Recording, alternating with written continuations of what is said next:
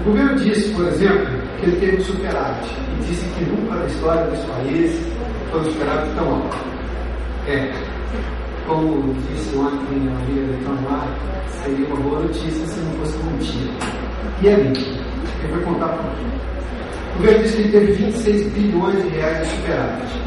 Isso garante ao governo para atender o superávit primário, que é para pagar as juros da dívida. Porque se eu disser que eu tive um déficit, todos os pagadores da dívida brasileira, os credores da dívida brasileira, começam a desconfiar do país. Se desconfiam do país, o que eu gera uma noção de que o país pode vir à bancarrota, ou que não vai honrar os seus compromissos. Isso em economia é das coisas mais desesperadoras. Já era quando não se tinha internet, imagina agora que uma informação vai ser difusa para o mundo todo.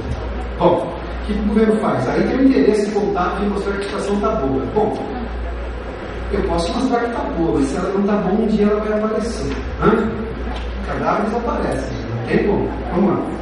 26 bilhões o governo disse que é o déficit. Na realidade, o cálculo que fazem os especialistas, eu liguei ontem para alguns dos meus professores de economia, os ex-professores, diz que o déficit brasileiro é de 5 bilhões e 800 milhões de reais. O que isso quer dizer? Quer dizer que o governo está administrando mal o dinheiro que ele arrecada seu e meu também, de todo mundo. E se o governo está arrecadando muito, e a arrecadação subiu esse ano, nós tivemos um dado recente aí, e está gastando mal, o que faz o governo deficitário? Ele vai ter que ficar superavitário no dia seguinte, ou um prazo que eles se colocam. O que está fazendo o governo grego? Restringe uma série de investimentos. Você gera um pouco de recessão. É a mesma coisa quando uma empresa decide fazer lá uma demissão em massa. Está com a conta de salários muito alta, ou do departamento pessoal, não preciso de toda essa gente, eu preciso demitir. Aí eu vou demitir toda essa gente, todo mundo é seletista. Você tem que pagar o quê? 40% do fundo de garantia que ele tem lá, mais algumas outras coisas dependendo do carro. Faz um esforço muito grande agora, barra todos os investimentos, fica um período sem recursos. Os senhores conhecem essa realidade, uma realidade muito simples, para depois ter uma situação financeira melhor. É o que faz qualquer país, é o que fizemos nós também nos anos parte dos anos 80, dos 90. Um pouco de recessão, porque a gente não tinha. Se você mostra que você tem um déficit, você tem um problema. Muito bem, o governo disse que tem, mas como é que ele conseguiu se superar? O Tesouro pegou, o governo, emitiu 78 bilhões de títulos do governo brasileiro, que são até bem avaliados lá fora, fruto dessa estabilidade da lógica econômica de mais de 15, 18 anos aí que eu falei. Bom, se eu emito um título, o que é um título hoje? Muito simples. Eu emito um título e digo assim, olha, isso aqui vale R$100 e eu vou pagar para você pode resgatar a qualquer hora. Ou pré-fixado, você pode resgatar daqui um ano e eu lhe pago daqui um ano 106. Então eu vou pagar exatamente 6% de juros ao ano. Aí você achar um bom negócio. Mas o que o governo lançou esse título fora? Não. Ele fez a Petrobras. Emitiu esse título. A Petrobras pegou os títulos todos.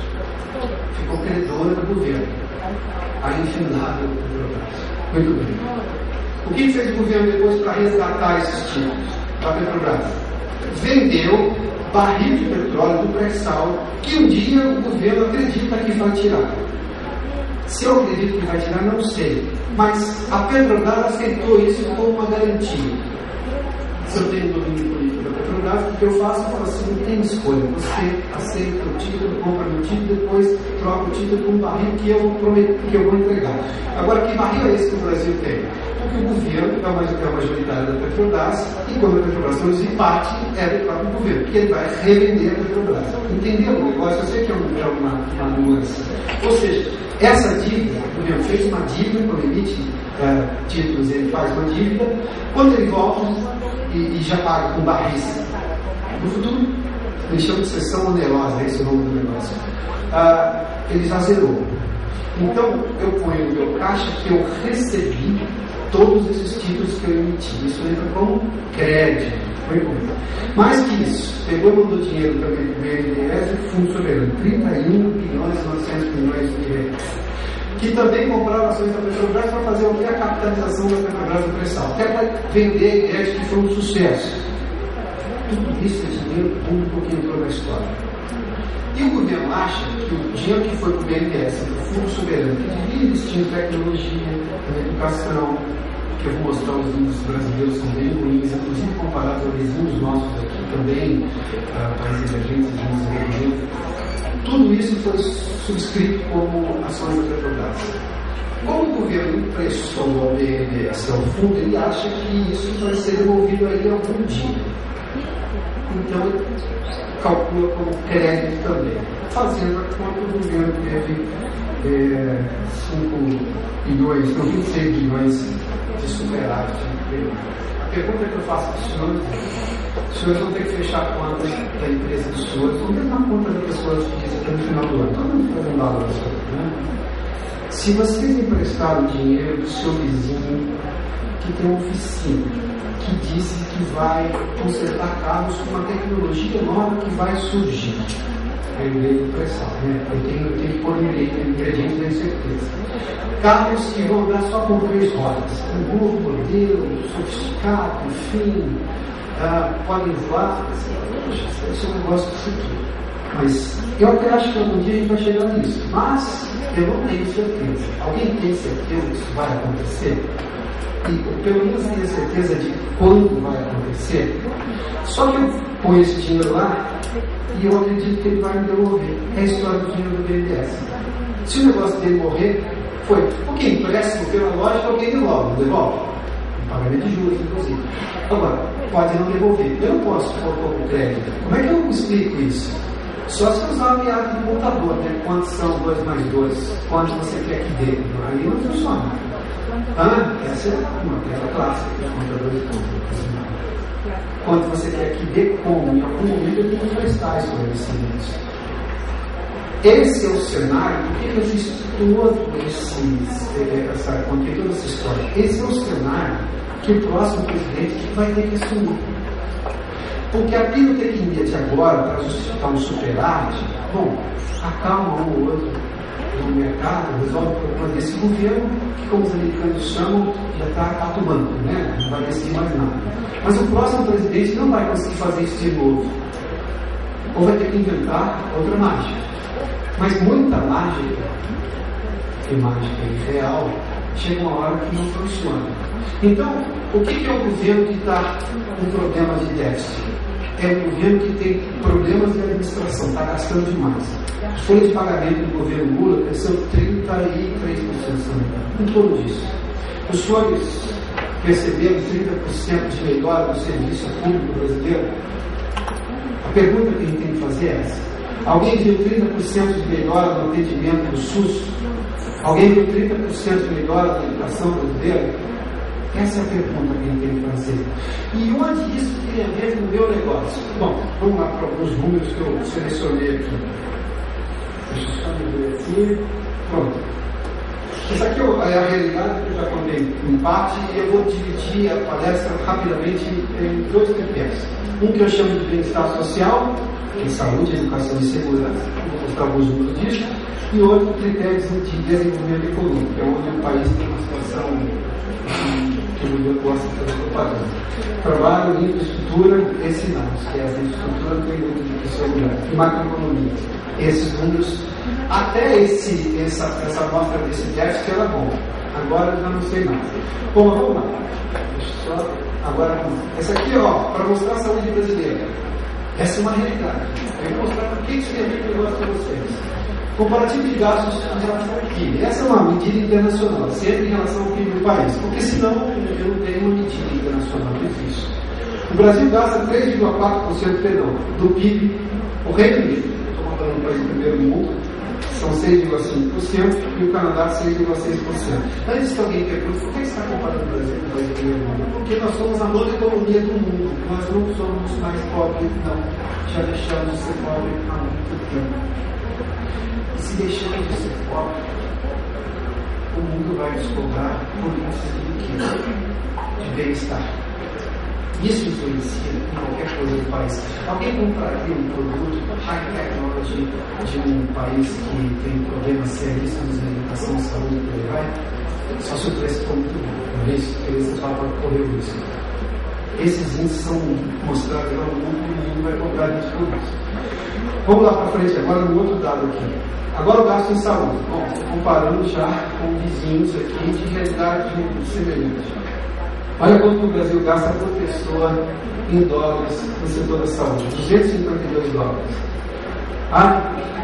Com economia bem menor, gasta 336. Já gastou mais. A Argentina vive por inclusive política, com esses Kirchner achando que pode fechar o jornal outra vez, porque é o resultado. Isso é cerceamento de liberdade específica. Se eu olho para o Uruguai, por exemplo, 431 dólares, muito mais do que o Brasil. Olha o nível da educação brasileira. No ano 2009, que é o que eu fui de ano fechado, 9,7% dos brasileiros com 15 anos ou mais eram completamente analfabetos. Sabe o que é analfabeto para esse tipo de pesquisa? É o sujeito que, como é que é seu nome? Meu nome é Alberto Piotr. Muito bem, escreve. Alberto Piotr. Muito bem, aí vem ajudar com o cara escrever. Você pode falar, decorou, como é que faz, a letra, tudo bem. Então escreve agora a seguinte frase: a pata nada. Lembra da cartilha sobre alguma coisa assim? Se o sujeito não conseguir, ele tem um ditado de algumas palavras, ele tem que escrever. Se ele conseguir fazer isso, ele é chamado de alfabetizado. Isso é suficiente para o mundo de hoje? Bom, isso é se chama de analfabeto funcional, mas nas estatísticas aparece como alfabetizado. Da população de 14 milhões de pessoas, de 14 milhões de 100, 1 em cada 2 jovens, esse dado é muito preocupante. 50% estavam fora do nível de ensino adequado. É educação ruim. Apesar de ser ruim, ele não está acompanhando já a pouca exigência que tem na escola pública brasileira hoje. Vamos lá. O IDEB é o Índice de Desenvolvimento da Educação Brasileira, que teve melhora. Mas vamos aos números. A nota média do Brasil para séries iniciais é primeiro ano, segundo, terceiro, quarto, quinto ano. Esse é o que se chama de séries iniciais. 4,6. É de 0 a 10.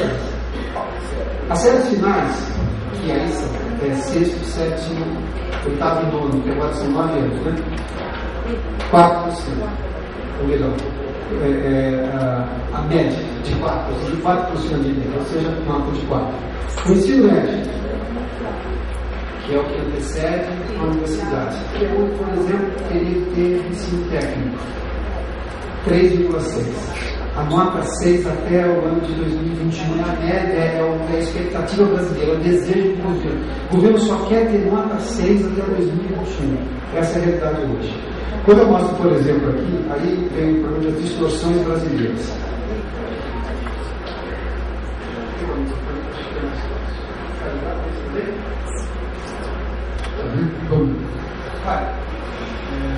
Essa é uma situação muito característica brasileira, porque você tem a média brasileira, essa é a realidade que você enfrenta. De novo, estou falando das séries oficiais, cuja nota é 4,7, né?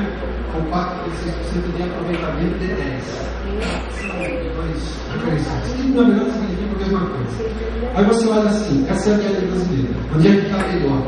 Quanto mais forte a cor, ou melhor, quanto mais leve a cor, melhor é a nota. Ou seja, o sudeste brasileiro, o centro-oeste também tem, Roraima tem uma situação boa, mas boa parte do nordeste e do norte do Brasil tem nota ruim. Vamos lá, agora estou falando do ensino fundamental. Estou indo para aquelas séries acima, 5, 6, 7, 8 e 9, né? Alguma coisa desse gênero. Aí o norte e o nordeste, todos eles baixam a nota. Vou para a série de baixo, aí eu tenho ali uma situação boa no centro-oeste, no sul do país e no sudeste. Vamos lá no ensino médio, aí é coisa boa. 2 estados brasileiros têm nota razoável. Essa nota razoável é de 4 a 4,9. Não dá 5, que é o caso do Paraná e Santa Catarina. Claro que isso tudo é médio, né? Tem casos de excelência. Esse país tem mais. Esse país é desigual em tudo. Absolutamente desigual. Esse país tem níveis de excelência em engenharia absurdos.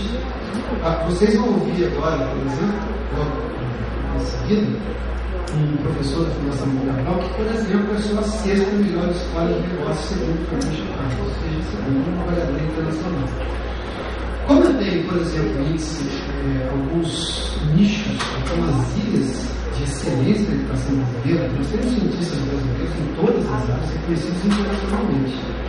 Eu tenho empresas brasileiras, três fazem parte delas, com absoluto conhecimento do mercado internacional e com condição de competir de igual para igual, quando não superior.